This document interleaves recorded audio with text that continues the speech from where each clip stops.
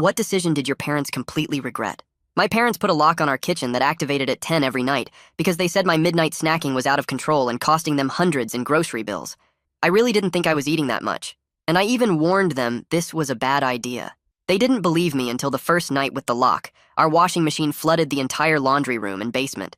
You see, I usually grabbed leftover pizza at 11:30, which was exactly when it would make that weird grinding noise. I'd been, without knowing, kicking it back and resetting something inside it every night. Without my foot, the machine ripped the water line completely out of the wall, pumping hundreds of gallons directly onto Mom's collection of first edition books she stored in the basement. The next day, our neighbor Jerry broke into our garage at 2 in the morning and stole Dad's riding mower plus all his power tools worth $8,000. I always caught Jerry creeping around when I went for my usual bowl of cereal at 2:15 because I could see the garage from the kitchen window. This time nobody saw him, and he had 4 hours to clean us out. My grandma lived with us and had started sleepwalking recently. I'd always caught her when she wandered through the kitchen trying to get outside.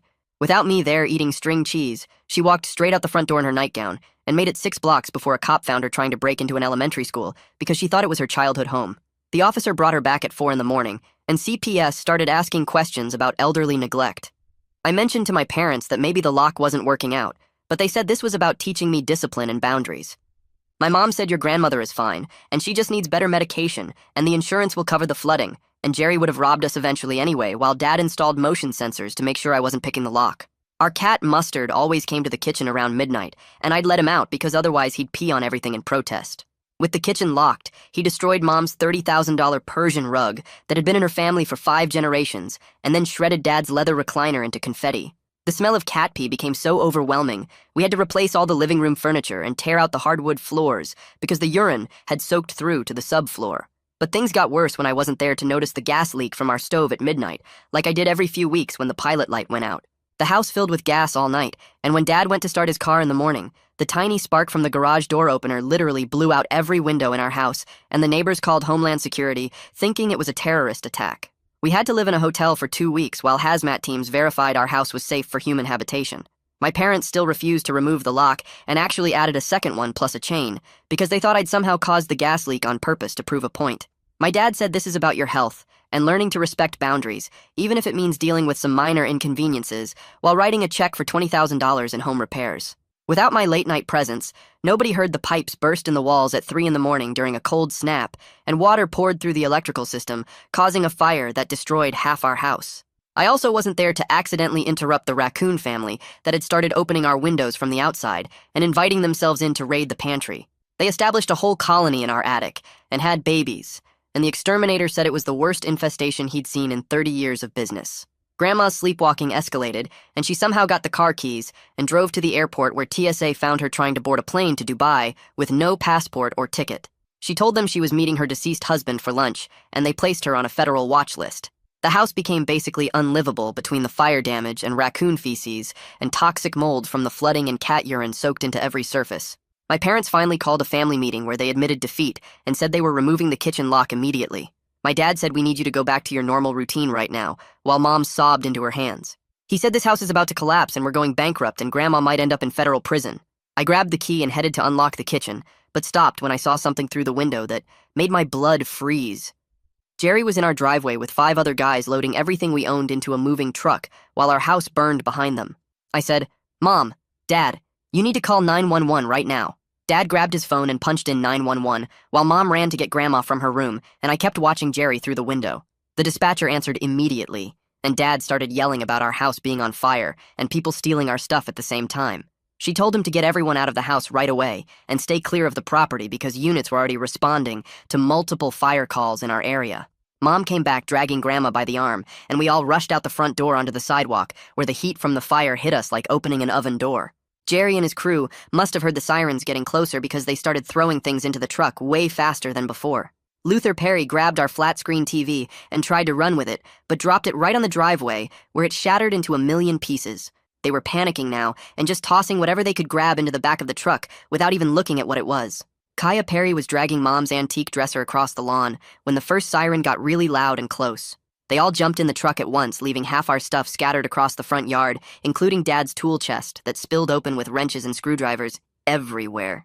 The truck peeled out so fast it left black tire marks on our driveway and almost hit our mailbox on the way out. 3 fire trucks came screaming around the corner just as the flames broke through the roof, sending sparks and burning pieces of shingles flying everywhere. The firefighters jumped out and immediately started pulling hoses and spraying water, but the fire chief walked over to us, shaking his head. He said the house was probably a total loss, given how long it had been burning and how much of the structure was already compromised. 2 police cars pulled up right behind the fire trucks, and an officer came over asking if we were the homeowners. I told him about Jerry and the other guys I saw loading our stuff into the truck. I said I recognized the Perry brothers from the neighborhood because Luther used to mow lawns and Colson worked at the gas station down the street. The officer grabbed his radio and called it in right away, giving descriptions of Jerry and the Perry brothers and which direction the truck went. Mom looked at our burning house and then at all our stuff thrown around the yard and just completely lost it. She fell to her knees on the sidewalk, crying so hard she couldn't even talk, while Dad just stood there staring at the flames with this blank look on his face. His mouth was hanging open a little, and his eyes weren't blinking, and I don't think his brain could process that everything we owned was either stolen or burning. The fire chief came back over and asked how long the house might have been burning before we noticed. I explained we were all in a family meeting in the living room talking about the kitchen lock, and I only saw the fire when I went to unlock the kitchen and looked out the window. That meant it could have been burning for an hour or maybe even longer without anyone knowing. Grandma kept pulling on Mom's sleeve, asking why there were so many pretty lights and saying she wanted to go back inside to get her purse. Mom had to physically hold her back and keep explaining over and over that the house was on fire and we couldn't go inside, but Grandma would forget after 30 seconds and try to walk toward the house again. Our neighbors started coming out of their houses to watch, and a bunch of them came over with blankets and bottles of water. The family from across the street said they saw the moving truck earlier, but thought we were just getting rid of old furniture because of all the damage from before. They had no idea someone was robbing us while the house burned. More neighbors kept showing up, and someone brought folding chairs for Mom and Grandma to sit in while we watched the firefighters work. The water from the hoses was making huge clouds of steam and smoke that drifted across the whole neighborhood. About 20 minutes later, one of the officers came back over with a big smile on his face. He said they found Jerry's crew just 2 miles away because their overloaded truck broke down right on the highway exit ramp. Colson Perry was driving, and the truck was so heavy with all our stuff that the transmission just gave out completely. They still had most of our things in the back, including Dad's power tools and Mom's jewelry box that had her grandmother's wedding ring. The officer said they arrested all 6 guys on the spot and were bringing the truck back so we could identify our property. We spent the rest of that night at the police station going through everything and giving statements about what happened. The detective assigned to our case was this older guy with gray hair who kept shaking his head while taking notes. He said with the fire and theft happening at the same time, this was now a major felony investigation involving arson and organized crime charges. Even though Jerry didn't set the fire, the detective explained that committing a felony during another crime made him responsible for everything that happened. They had us look at photos of all the guys they arrested to confirm identities and write down everything we saw them take. The detective finished taking our statements around 3 in the morning and called the Red Cross to help us find somewhere to stay since our house was still smoking and covered in crime scene tape. A volunteer showed up with vouchers for a motel about 10 minutes from our neighborhood and drove us there in a van that smelled like old coffee and cleaning supplies. The motel room had 2 beds and a broken air conditioner that made clicking noises every few seconds. All 4 of us had to share the space with Grandma, taking one bed while Mom and Dad squeezed into the other, and I got the floor with a blanket the Red Cross lady gave me. Grandma woke up every couple hours asking where we were and trying to leave because she wanted to go home and feed her cats that died 15 years ago. Mom had to keep getting up to guide her back to bed and explain over and over that we were in a motel because our house burned down, but Grandma would forget within minutes and start getting dressed again. The next morning, someone knocked on our door, and when Dad opened it, there was this guy in a cheap suit, holding a clipboard and a briefcase. He said his name was Harry Vickers from the insurance company, and he needed to ask us some questions about the fire and all the other claims we'd filed recently. Harry sat at the little table by the window and started going through this huge list of every single thing that had gone wrong at our house in the past month. He kept raising his eyebrows and making little humming sounds while he wrote notes about the flooded basement and the gas explosion and the raccoon infestation and the cat pee damage. When he got to the part about the fire happening during a robbery, he actually put his pen down and stared at us like we were criminals ourselves. Dad tried to pay for breakfast at the diner next door, but his credit card got declined because he'd maxed it out on the hotel stays from the gas explosion and paying contractors to fix the water damage. The waitress stood there tapping her foot while Dad tried 3 different cards that all got rejected, and finally Mom had to call her sister in Ohio to wire us money through Western Union just so we could eat and buy clean underwear. Mom's sister kept asking questions about how things got so bad, and Mom started crying right there in the Western Union while the clerk pretended not to notice. We went back to the house later that day to meet with the fire investigator, who introduced herself as Gianna Royce, and had us wait outside while she examined the burned sections with some kind of special equipment. She came out, After 2 hours, with soot on her face, and showed us pictures on her tablet of wires that looked melted and twisted inside the walls. Gianna explained that water from the burst pipes had gotten into the electrical system weeks ago and corroded everything until the wires basically cooked themselves and started the fire. She said we were lucky the whole house didn't burn down a month ago, considering how bad the damage was, and wrote in her report that it was caused by a cascade of previous incidents. The prosecutor called Dad's cell phone that afternoon to explain the charges against Jerry and his crew. Even though Jerry didn't actually start the fire himself, he was charged with arson along with grand theft and conspiracy because the fire happened while he was committing a felony, which made him responsible for everything. The prosecutor said Jerry was looking at 15 to 20 years if convicted and asked if we'd be willing to testify at the trial. We were sitting in the motel room eating gas station sandwiches when someone knocked, and it was a social worker from Child Protective Services with a folder full of papers. Someone had called them about an elderly person living in unsafe conditions, and she needed to investigate whether Grandma was being properly cared for. Mom had to explain our whole situation, while the social worker took pictures of the motel room and asked Grandma questions that she couldn't answer because she thought the social worker was her dead sister. The social worker wrote everything down and said she'd be checking in regularly to make sure Grandma was safe and getting proper care. A detective called the next day to tell us they'd found a storage unit Luther Perry had been renting that was packed with stolen stuff from 12 different families in our neighborhood. Jerry's crew had been breaking into houses for months and taking everything valuable while people were at work or on vacation. The detective said they recovered televisions and jewelry and power tools, and even someone's collection of rare coins worth $50,000. They needed all the victims to come identify their property and fill out more paperwork for evidence. Grandma's doctor made us bring her in for an emergency appointment because the stress was making her confusion worse, and she'd started forgetting who we were. He sat us down in his office and said Grandma needed to be in a memory care facility immediately because we couldn't properly care for her in a motel room. Dad argued that we couldn't afford it since memory care cost $8,000 a month, but the doctor said keeping her in our current situation was dangerous, and he'd have to report it if we didn't find appropriate care. 3 days later, Harry Vickers called to say the insurance company was denying our claim because we'd had too many incidents in too short a time, which indicated negligence on our part. He actually suggested we might have caused some of the damage intentionally to collect insurance money, which made Dad so mad he punched a hole in the motel room wall. Now we owed the motel $200 for the wall repair on top of everything else. I pulled out my phone and told Harry I had something to show him. For the past month, I'd been taking pictures and writing notes every single time something went wrong, and every time I warned my parents about problems. I had screenshots of text messages where I told them the kitchen lock was a bad idea, and videos of me pointing out the washing machine noise, and the gas smell, and Jerry creeping around at night. I showed Harry timestamps proving I'd documented everything, including a voice memo where I recorded myself telling my parents that preventing my midnight snacking would cause disasters they couldn't predict. Harry stared at my phone for a long time and then asked if I could email him all the files, which took me 20 minutes because there were so many photos and videos and text messages. Mom spent the whole morning calling every hotel in town, trying to find one that would take pets so we could get mustard out of the boarding place that was charging us $60 a day. She finally found this sketchy extended stay place 40 minutes away that said they allowed cats for an extra $100 deposit, and we drove there immediately to check in.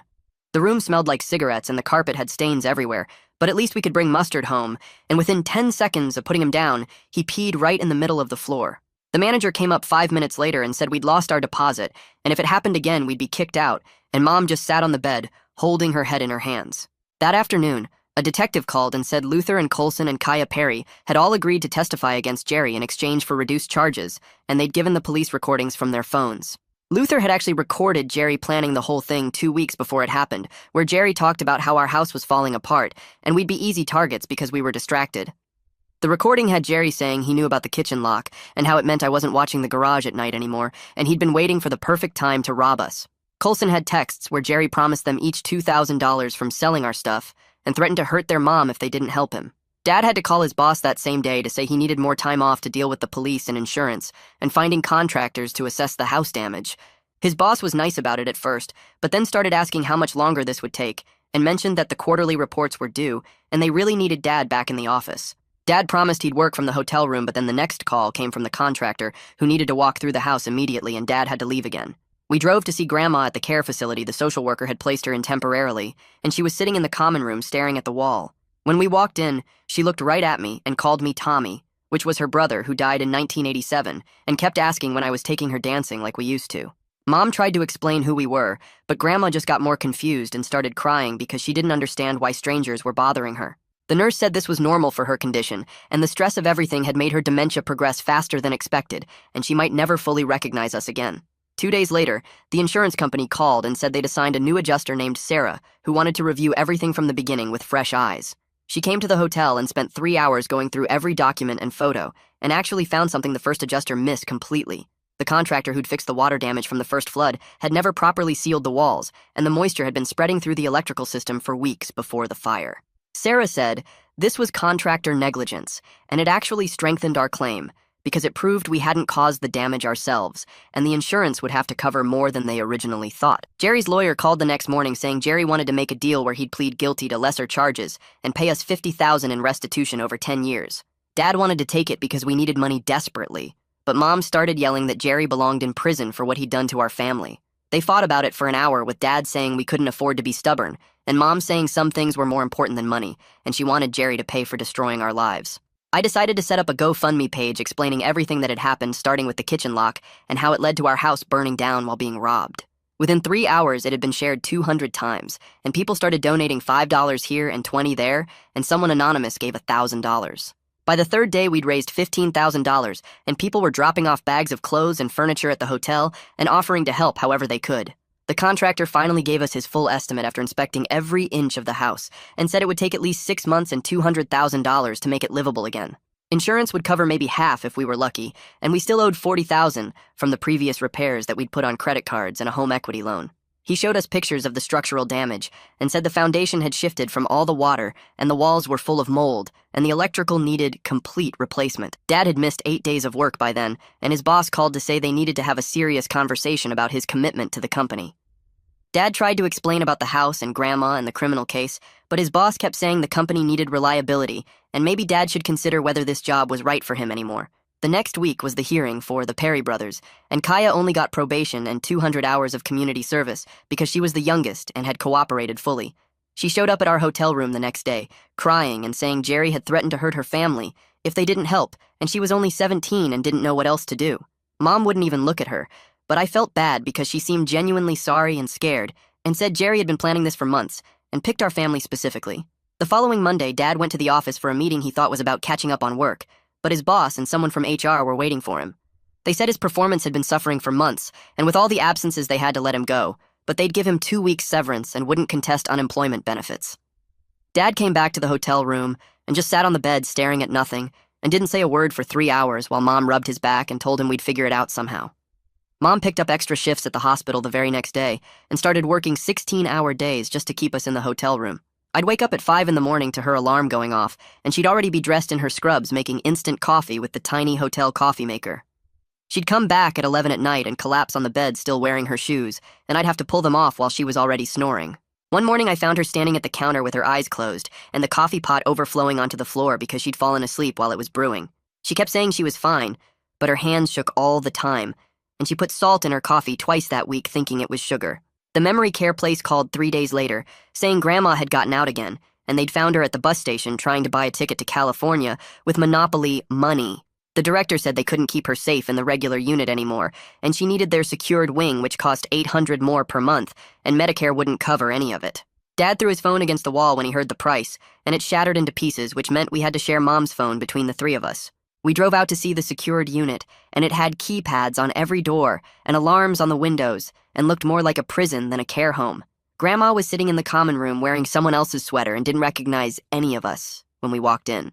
A developer showed up at our burned house the next week while we were trying to salvage photo albums from the less damaged rooms. He walked around taking pictures and measuring things and offered us $70,000 cash for the property, which was less than half what we owed on the mortgage. Dad said we couldn't possibly take that little, but the developer just shrugged and said the land was worth more than the house at this point, and we'd be lucky to get anything with all the damage. He left his card and said to call when we got desperate enough, which made Dad's face turn red and his fists clench, but he didn't say anything.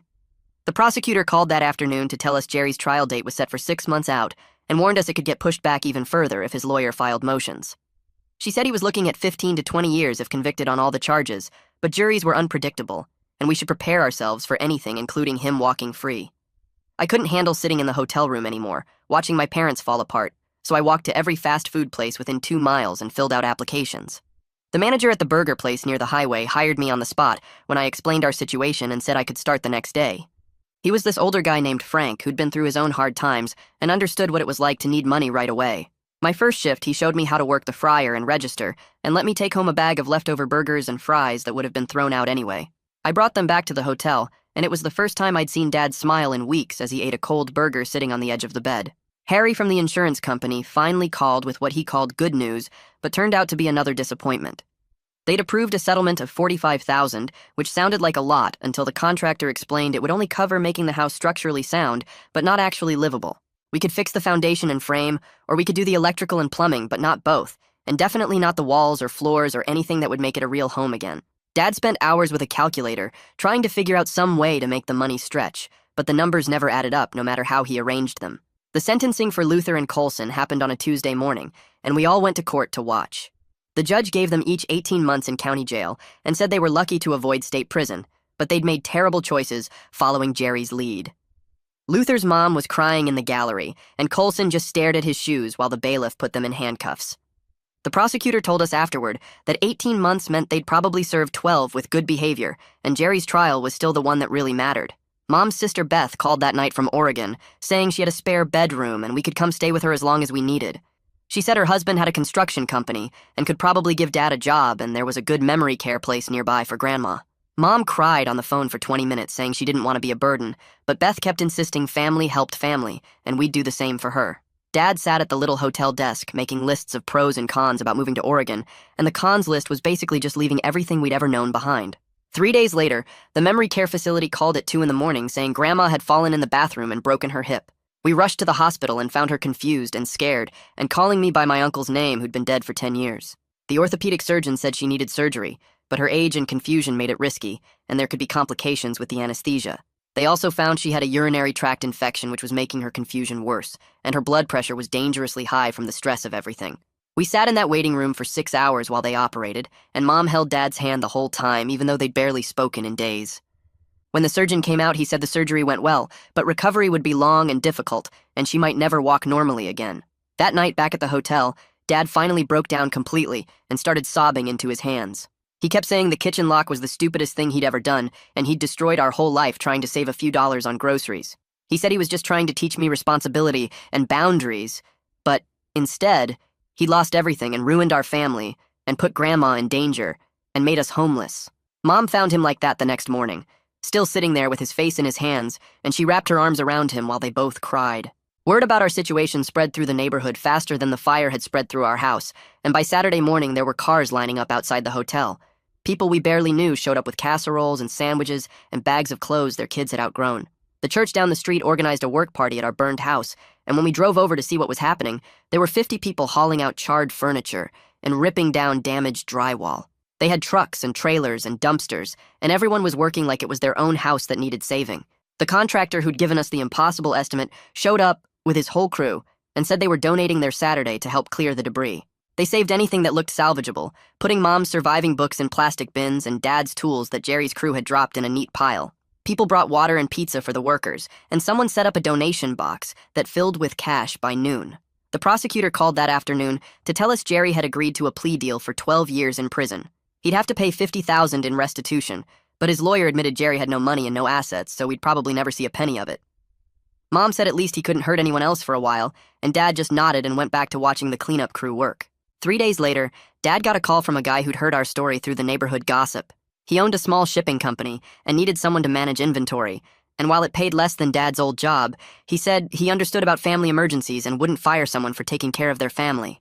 Dad started the next Monday and came home that first night looking less defeated than he had in weeks.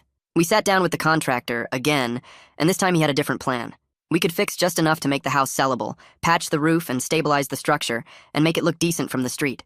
He said he could do it in 2 months for $40,000, which was still more than we had, but at least possible with the insurance money and donations. Mom and Dad decided to sell as soon as the repairs were done and use whatever we got to start over somewhere else. Meanwhile, Grandma's hip surgery went better than expected, though the doctor said she'd need months of physical therapy. The social worker at the hospital helped us find a non-profit care facility that charged based on income, and they had an opening in their memory care wing. Grandma seemed calmer there, with nurses who knew how to handle her confusion and a routine that kept her from wandering. The contractor worked fast, and by the end of 2 months, the house looked decent from the outside, even if the inside was mostly just primer and plywood. We listed it on a Thursday, and by Saturday, we had 3 offers. A young couple wanted it as a fixer-upper project, excited about making it their own, and they didn't even try to negotiate the price down.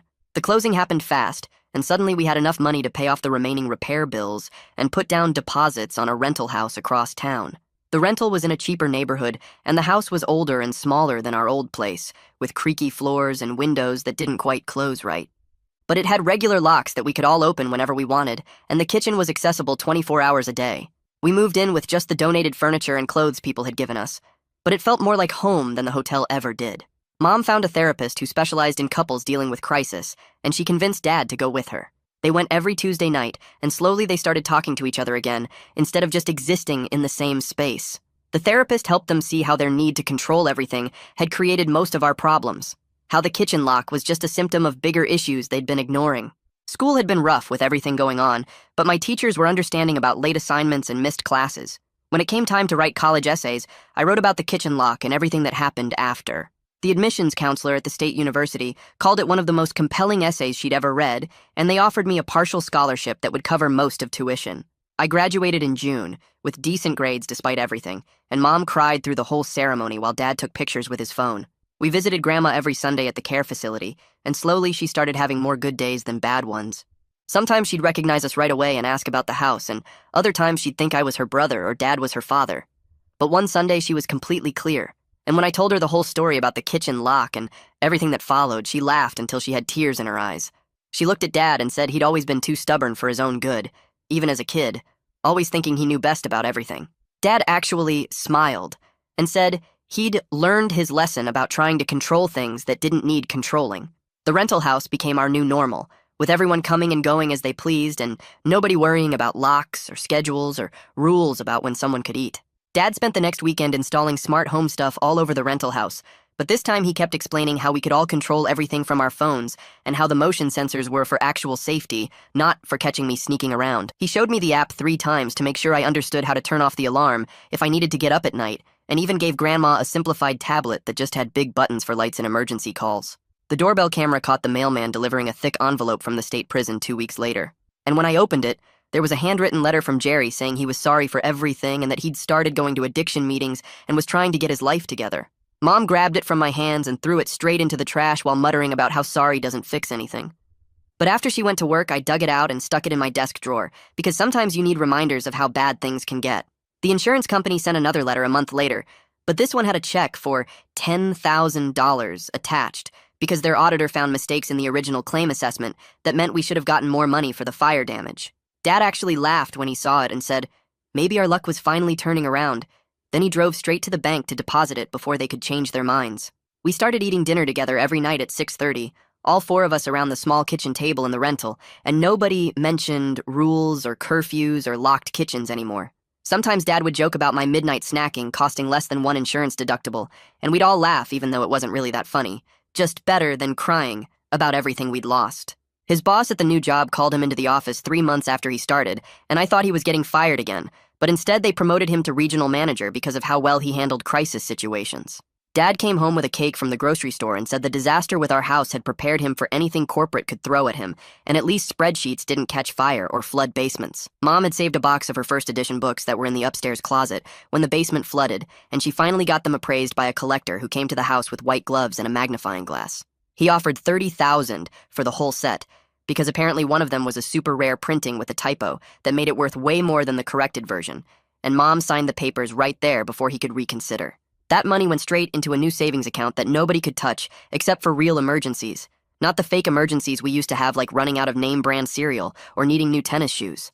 I still got up for midnight snacks because my body was permanently programmed to wake up hungry, but now I sent messages to our family group chat whenever I noticed something weird like strange noises or water where it shouldn't be. Last week the toilet was making a gurgling sound at 2 in the morning, so I texted everyone and Dad actually got up to check it and found the pipe was about to back up, which he fixed with a plunger before it became another disaster. He thanked me for catching it and said my weird sleep schedule had saved us from another insurance claim, which was probably the first time he'd ever been grateful for my snacking habits.